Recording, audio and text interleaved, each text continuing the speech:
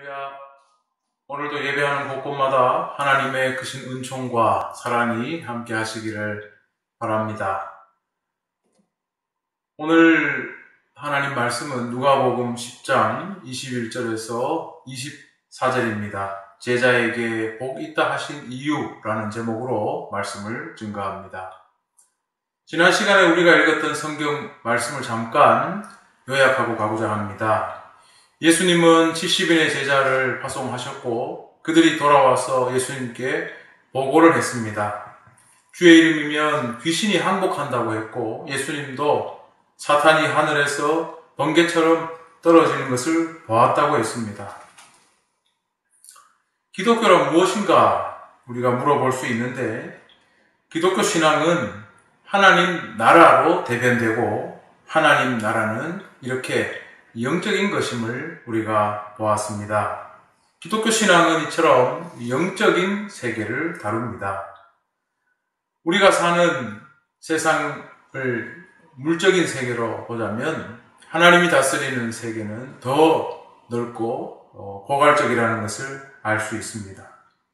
이 천지 만물을 다스리는 하나님은 이 세상을 구원하시고자 하기 때문에 예수 그리스도를 이 땅에 보내셨고 또 그의 제자된 자들을 통해서 이 땅에서 그 악한 권세에 눌려있는 사람들을 해방하고 하나님의 다스림을 열어가는 것, 그것이 바로 하나님 나라가 이 땅에 이루어지는 것임을 우리가 알 수가 있습니다. 그런데 예수님은 귀신이 항복했다고 권무되어 있는 제자들에게 귀신이 항복하는 것으로 기뻐하지 말고 너희 이름이 하늘에 기록된 것으로 기뻐하라 말씀하셨습니다. 이 말씀은 영적인 관점도 궁극적 목표가 있어야 된다는 것을 말씀하신 것이죠.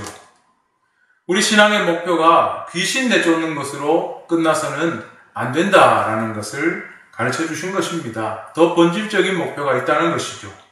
그것이 무엇입니까? 그것은 바로 우리가 마지막 때에 하나님 나라의 백성으로 결실하게 되는 것입니다. 여러 가지 이적과 기사들을 행한다고 해서 거기에 하나님 나라가 임했다고 말할 수 없습니다.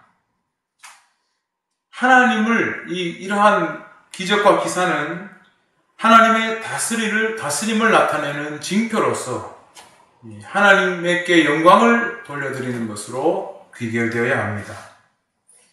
우리는 하나님의 나라를 믿고 그것을 전파해야 할 소명을 가진 사람으로서 이 혼란한 시대에, 어지러운 시대에 신앙을 바르게 지켜가는 사람들이 되어야겠습니다.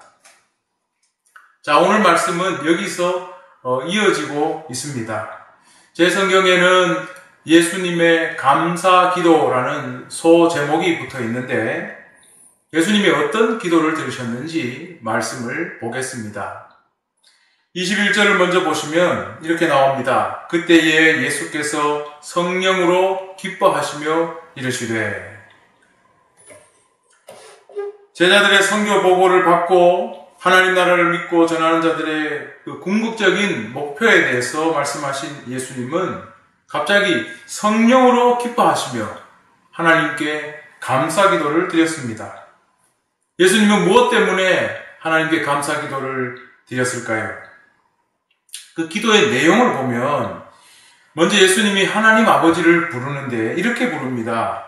천지의 주제이신 아버지여. 즉 하늘과 땅의 주이신 하나님 아버지를 부르고 있는 겁니다. 이 천지의 주제라는 예수님의 이 호칭 속에서, 이 부름 속에서 우리는 다시 한번 하나님이 이 물적인 세계, 영적인 세계 모든 것을 다스리시는 분임을 분명하게 확인하게 됩니다. 오늘날에는 우리가 저 하늘을 영적 세계라고 보지 않죠. 그것도 우주선을 쏘아 올리고 어느 정도 우리가 알 수 있는 인식의 세계로 보지만 옛날 사람들에게 땅은 물적 세계, 하늘은 범접할 수 없는 영적 세계의 표상이었습니다. 이 표현은 하나님께서 이 모든 세상을 다스리시는 분이다 라는 그 뜻을 나타내고 있는 겁니다.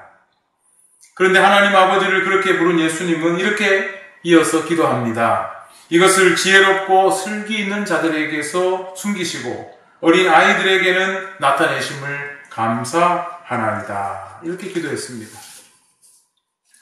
그렇다면 먼저 여기서 말한 이것은 무엇을 말하는 걸까요? 제자들이 선교 보고하면서 예수님과 나눈 대화에 나왔죠. 그것은 바로 제자들이 하나님 나라를 전파하러 나가서 직접 겪었던 귀신이 항복하는 것들 같은 이런 영적인 어떤 경험, 바로 그것을 말하는 겁니다. 하나님 나라를 전파하러 나가서 체험했던 귀신이 물러가고 악한 것들이 항복하면서 하나님의 다스림이 이 땅 가운데 이루어지는 이 영적인 체험을 말하는 거예요. 이것은 바로 그걸 말합니다.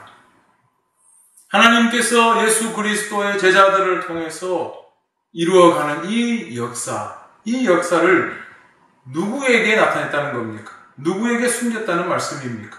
먼저 지혜롭고 슬기로운 자들에게는 숨겼다는 말입니다. 반면에 어린 아이들에게는 나타내셨다라고 말씀하고 있습니다. 그렇다면 지혜롭고 슬기로운 자들은 누구겠습니까? 다시 말해 그들은 지식을 가진 사람들, 또 사회의 지도층들, 권력을 가진 사람들, 이런 사람들을 말하는 것입니다. 사회 엘리트, 인텔리, 이런 사람들이죠. 이들에게 숨겼다는 겁니다. 당시 이스라엘 사회에서 지혜롭고 슬기 있는 자들이라면 누구를 생각할 수 있겠습니까? 우리가 성경에서 자주 보는 제사장, 서기관, 바리새인, 바로 이런 사람들을 말하는 것이겠죠. 이런 사람들에게 하나님은 이것을 숨기셨다라고 말하고 있는 겁니다. 반면에 어린아이들은 누구겠습니까? 말 그대로 진짜 어린아이라고 생각하는 사람은 없을 것입니다. 이것은 앞에 지혜로운 자와 대조시켜서 말씀하신 것이기 때문에 종교 지도자들과 같지 않은 사람들, 그렇지 못한 자들을 말하는 것이죠. 율법을 많이 아는 사람도 아니고 그렇게 종교적인 사람도 아니고 나라의 일들을 결정하는 이런 사람들도 아닌 낮은 사람들, 평민들, 예수님 따라다니는 무리들, 그들에게는 이것을 나타내셨다라는 말씀입니다. 다시 이것을 종합해보면 예수 그리스도를 통해 제자들이 나아가서 하나님의 나라를 전파하면서 확인하게 된 놀라운 영적인 그 체험들, 귀신이 물러가고 하나님의 다스림에 임하는 이 놀라운 역사가 종교 지도자들 같은 슬기롭고 지혜로운 자들한테는 감추어지고 그거하고 상관없는 사람들, 이 어린 아이와 같은 사람들에게는 다 드러났다는 말씀입니다. 그런데 바로 뒤에 이 뒷부분을 보면 거기에서 예수님 또 이렇게 기도합니다. 옳소이다. 이렇게 된 것이 아버지의 뜻이니이다. 결국 하나님의 뜻이 종교 지도자들, 정치 지도자들에게는 가리워졌고 그렇지 않은 사람들에게는 계시되었다라는 말씀이죠. 이게 또 하나님의 뜻이라는 말씀 아니겠습니까? 종교 지도자들은 하나님의 일을 위해서 부름받은 사람들이고 또 하나님을 전하는 사람들이고 하나님만을 위해서 산다는 사람들인데 하나님의 뜻이 그들에게는 안 나타났다, 가리워졌다 이렇게 말한다면 그들은 쓸모없는 사람들이죠. 버림받은, 하나님께 버림받은 사람들이라고 밖에 말할 수 없을 것입니다.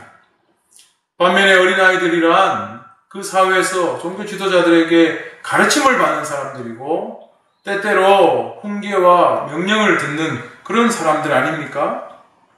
이 종교와 직접적으로는 가까이 있지 않고 좀 멀찌감치 떨어져 있는 사람들인데 이들에게는 하나님의 뜻이 계시되었다는 말 아닙니까? 이 말씀을 가만 생각해 보면 참 그 사회 지도층들에게는 위험한 말씀이 아닐 수 없습니다. 예수님의 이 기도는 반체제적인 그런 발언으로 비칠 수도 있고 사회 선동적인 그런 이야기로 비칠 수도 있습니다. 그래서 사실 예수님께서 십자가에 죽으신 이유도 평소에 예수님 말씀 속에서 나타나는 이러한 사상, 반체제적인 이런 사상 때문에 십자가에 죽으셨다고 보는 것이 상당히 타당합니다. 예수님은 평소 유대인들의 생각을 뒤엎으신 겁니다. 뒤집으신 거예요. 종교 지도자는 하나님께 가까운 사람, 의인, 복을 받은 사람, 율법을 모르고 잘 지키지 않는 사람은 죄인, 하나님과 멀리 있는 사람 이렇게 생각했지만 예수님은 그 반대라고 말씀하고 있는 겁니다. 하나님의 뜻이 지도층에 가리워지고 그렇지 않은 자들에게 나타났다는 이 말씀은 그런데 사실 복음서에 상당히 많이 등장하고 있습니다. 대표적으로 우리가 지금 누가복음을 읽고 있는데 누가복음 5장 30절 32절에도 이런 말씀이 나옵니다. 예수님께서 세리 레위를 부르시고 그리고 많은 여러 세리와 함께 식사하는 것을 보고 바리새인과 서기관들이 비판하면서 예수께 말했죠. 그때 예수님이 이렇게 답했습니다. 건강한 자에게는 의원이 쓸데없고 병든 자에게라야 쓸데있나니 내가 죄인을 부르러 온 것이 아니요 의인을 부르러 온 것이 아니요 죄인을 불러 회개시키러 왔노라 이렇게 말씀하셨어요. 이게 무슨 말씀입니까? 예수님은 먼저 건강한 자, 병든 자, 의인과 죄인을 구분하셨습니다. 예수님은 건강한 자가 아니라 병든 자를 부르러 왔다. 의인이 아니라 죄인을 불러 회개시키러 왔다고 했습니다. 예수님이 이들을 나눈 기준이 뭘까요? 언뜻 보면은 건강한 자 그리고 의인은 아주 멀쩡하기 때문에 예수님이 필요 없어 보입니다. 그런데 정말로 이들이 건강한 자인가? 이들이 의인인가? 생각해보면 그렇지 않죠. 그들은 스스로 건강한 자, 스스로 의인일 뿐입니다. 반면에 자기 스스로 생각했을 때 자기가 병든 자이고 또 자기가 죄인이라고 아는 자들에게는 예수님께서 찾아가셨고 그들이 예수님을 맞아들였습니다. 예수님은 그들에게 은혜를 베푸셨어요. 예수님이 말씀하신 차이점이 이겁니다. 이스라엘의 이 종교 지도자들, 정치 지도자들은 스스로 건강한 자, 스스로 의인이 되어서 하나님의 은혜를 필요로 하지 않기 때문에 저들에게는 하나님의 계시가 임하지 않은 것이고 낮은 자들은 스스로 병든 자임을 알고 죄인임을 알기 때문에 저들에게 주님이 찾아가셨을 때 저들이 받아들이고 그에게 하나님의 은혜가 임한 것입니다. 예수님께서 자주 어울렸던 세리와 죄인들, 스스로 병든 자라는 인식들을 가지고 있었던 사람들이기 때문에 주님을 맞아들였고 은혜가 그들에게 임한 것이죠. 서신서에 보면 사도 바울도 이런 류의 이런 맥락의 말씀을 했습니다. 고린도전서 1장 18절 이하에 보면 십자가의 도라는 그 말씀이 나오는데 결론적으로 바울이 이렇게 26절에서 29절 사이에 말했습니다. 형제들아 너희를 부르심을 보라. 육체를 따라 지혜로운 자가 많지 아니하며 능한 자가 많지 아니하며 문벌 좋은 자가 많지 아니하도다. 형제들아 라는 말은 각지에 흩어져 있는 이 성도들, 기독교인들을 부르는 말이죠. 그들을 향해 이렇게 말하는 겁니다. 당신들 똑똑하지도 않고 능력 있지도 않고 학벌 좋은 사람들도 없다. 그렇게 말하는 겁니다. 계속 보면 그러나 하나님께서 세상의 미련한 것들을 택하사 지혜 있는 자들을 부끄럽게 하려 하시고 세상의 약한 것들을 택하사 강한 것들을 부끄럽게 하려 하시며 하나님께서 세상의 천한 것들과 멸시받는 것들과 없는 것들을 택하사 있는 것들을 폐하려 하시나니 이는 아무 육체도 하나님 앞에서 자랑하지 못하게 하려 하심이라. 만약에 학벌 좋고 능력 있고 강한 사람에게 하나님 계시와 능력이 임했다면 결국 자기가 잘나서 그렇게 됐다고 말하지 않겠습니까? 바로 그런 뜻이죠. 따라서 하나님은 미련하고 약하고 능력 없고 천한 것들을 불러서 그들에게 하나님의 능력을 베풀었을 때 그들이 받아들였고, 그래서 그들에게 하나님의 계시가 임하고 하나님의 뜻이 나타난 것을 통해서 강한 자들이 오히려 부끄러워하게 됐다. 그들을 부끄럽게 하신다. 이것이 하나님의 뜻이다 라고 말씀하고 있는 겁니다. 자, 이 말씀을 보면 어떻습니까?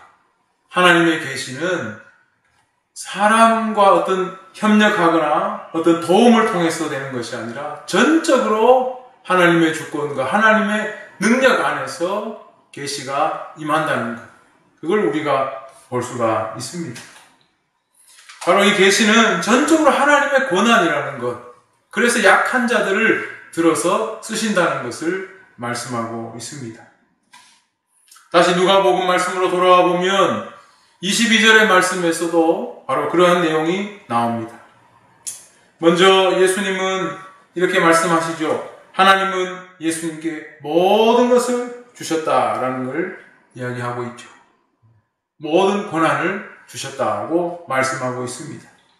천지의 주제이신 하나님이 예수께 모든 권한을 주셨다면 그것은 천지의 주로서 권한까지, 계시의 권한까지도 다 아들에게 주셨다는 것을 말합니다.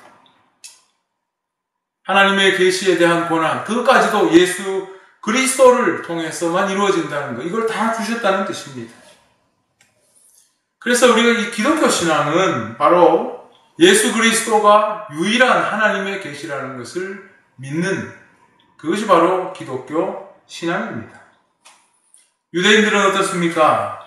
우리가 구약 성경을 봐도 하나님을 어떤 형상으로도 만들지 못하고, 그래서 하나님은 세상의 어떤 존재로도 환원시킬 수가 없죠. 어떤 형상으로도 만들지 못해요. 그래서 예수 그리스도가 하나님에 대해서 말할 때 그를 아주 성신을 모독하는 자라고 그렇게 했습니다.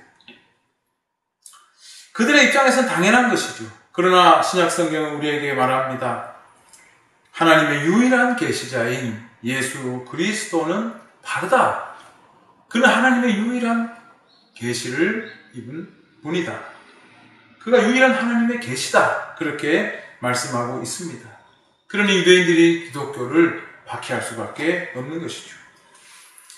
22절 뒷부분 말씀에서는 하나님과 예수 그리스도, 아버지와 아들의 관계를 보여줍니다. 말씀을 봅니다. 아버지 외에는 아들이 누구인지 아는 자가 없고 아들과 또 아들의 소원대로 계시를 받는 자 외에는 아버지가 누구인지 아는 자가 없나이다.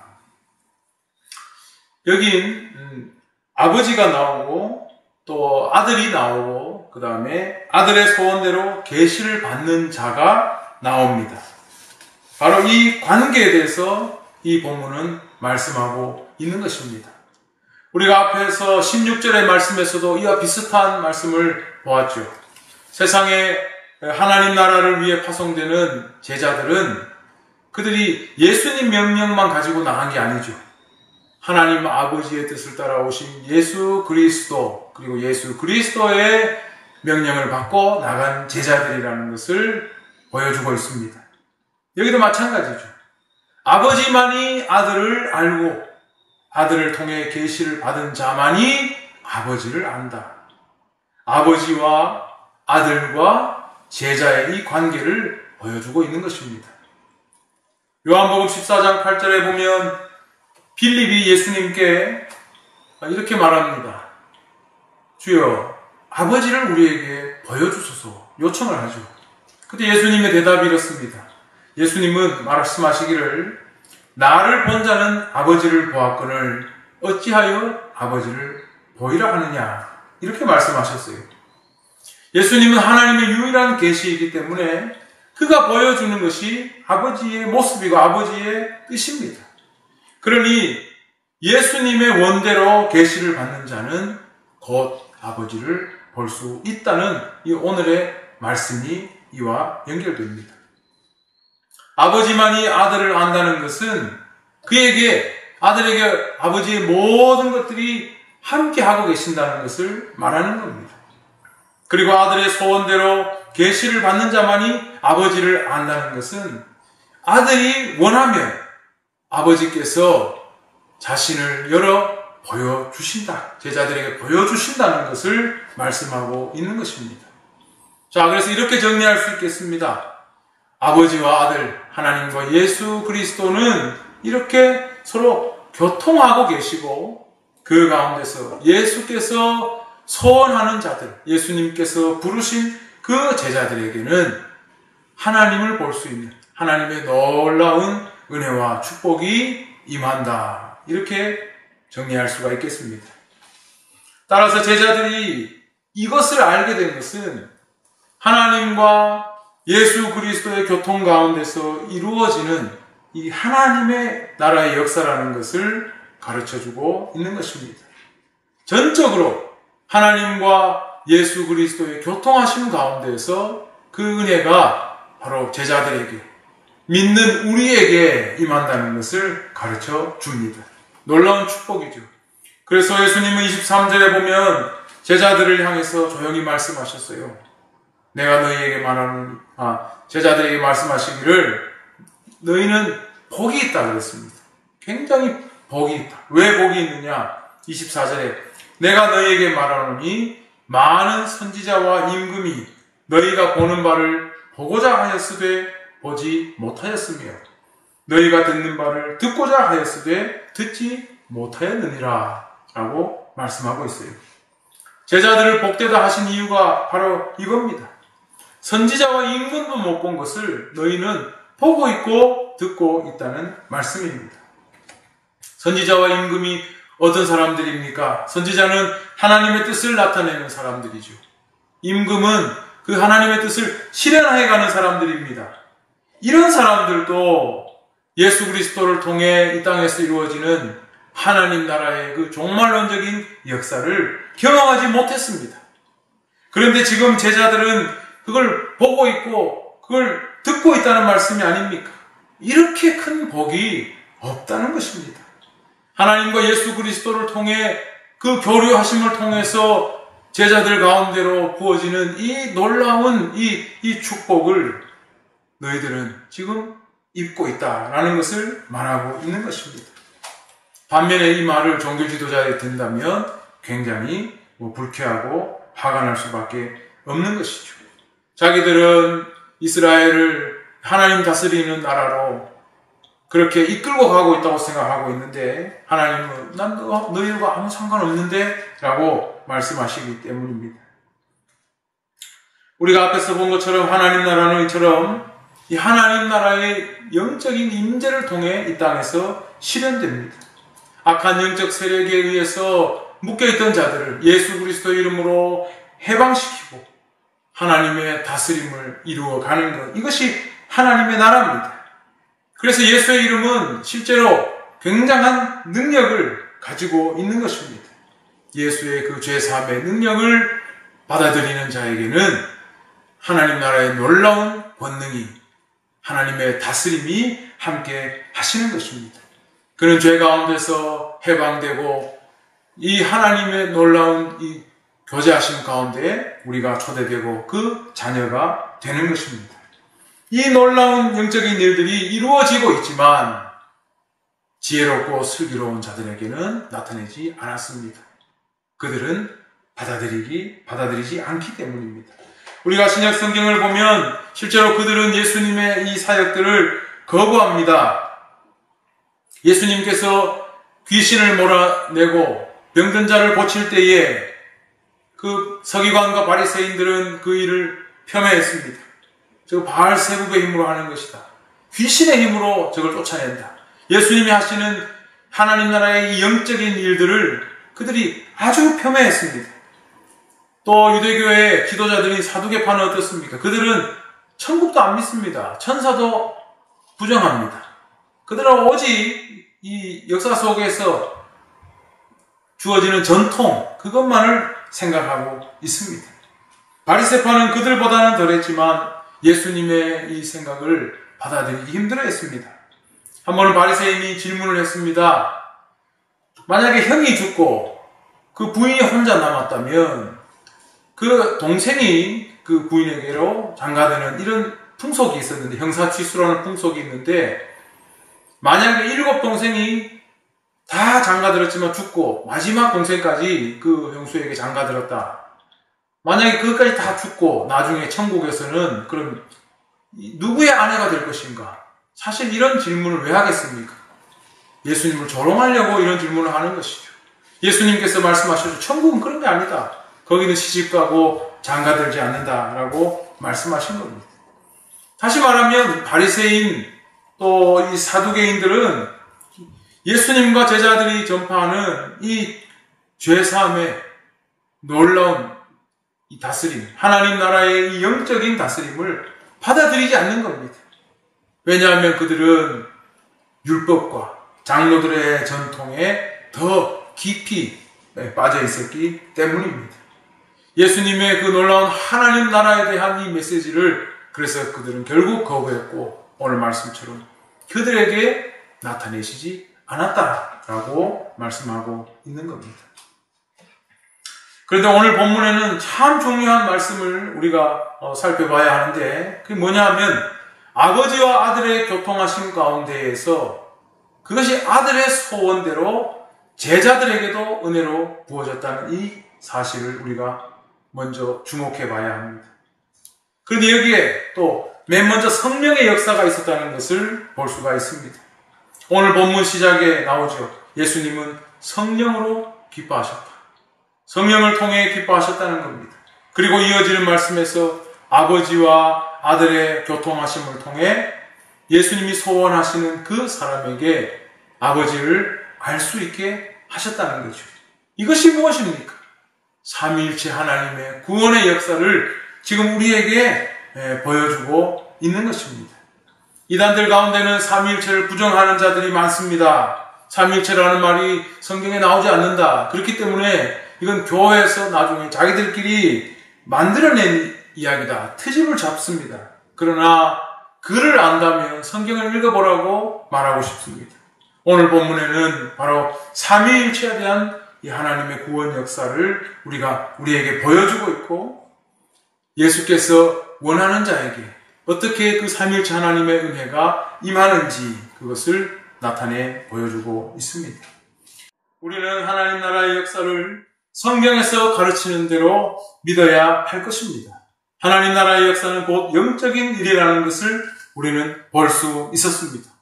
예수님께서 병을 고치시고 귀신을 내모실 때에도 성령께서 이 일을 하셨던 것처럼 제자들이 귀신을 항복시키고 죄인들을 해방시키는 이 일도 바로 성령께서 역사하심으로 이루어지는 일이라는 것을 우리는 볼 수가 있습니다. 우리는 이것을 믿어야 할 것입니다.